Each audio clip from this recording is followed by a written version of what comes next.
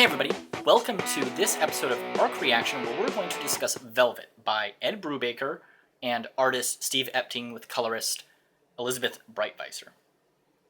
Now, if you aren't familiar with Velvet, the quick pitch is that there is a spy in an agency, an international spy agency, who is framed for the murder of another agent, and this spy is essentially Moneypenny, who is in this story, a retired field agent who quit after she was forced to do some unsavory stuff. But she stays in the organization by taking on the job as secretary.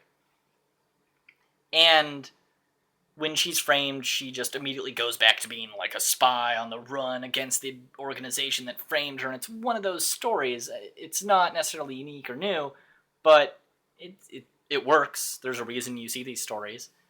And Ed Brubaker is known for crime fiction and doing these sort of mysteries, so he's great at it.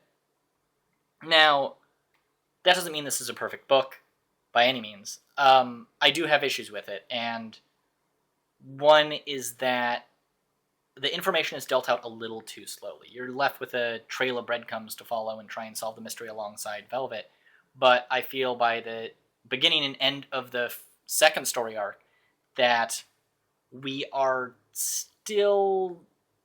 just haven't moved far enough in figuring out who did what and getting answers. I feel like there are cards being held too close to Brubaker's chest, and sort of, it ruins it when you feel like you're trying to solve a mystery, but you don't have enough information, so it doesn't really work. And the other problem is that even though it's slowly giving us information, we're still constantly it's all plot movement, and there aren't enough big character scenes. And this is noticeable because there's no big villain, and if you're a fan of spy fiction, you know how important, especially in something like James Bond, the villain is the thing. That's what the story is about. Now, at the end of this story arc, The Secret Lives of Dead Men, we are actually introduced to an antagonistic sort of villain-ish character, not confirmed to be the villain, but, it's probably will be in one way or another, whether it's the big bad or just a smaller antagonistic rival-type character that just sort of throws a monkey in the wrench and such. And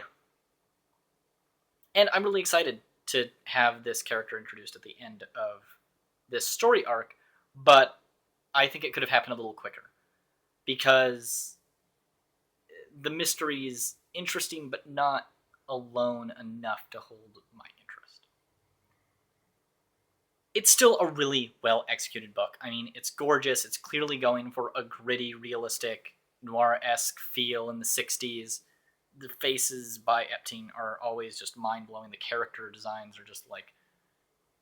It's really great, but on the same end of things, because it's so realistic and gritty, it does occasionally look a bit like a storyboard. It's not very it's sort of, even the action shots are they're heavy and sort of still, and they're not a ton of motion to them, if that makes sense.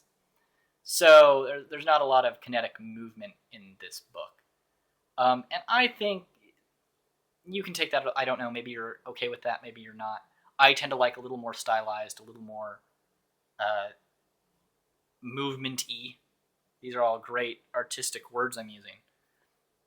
So I think it's not exactly what I would love, what would be perfect for me, but I do acknowledge that it's still really good. And it fits the tone of the book. It makes sense. It's not like, it's not bad. It makes sense.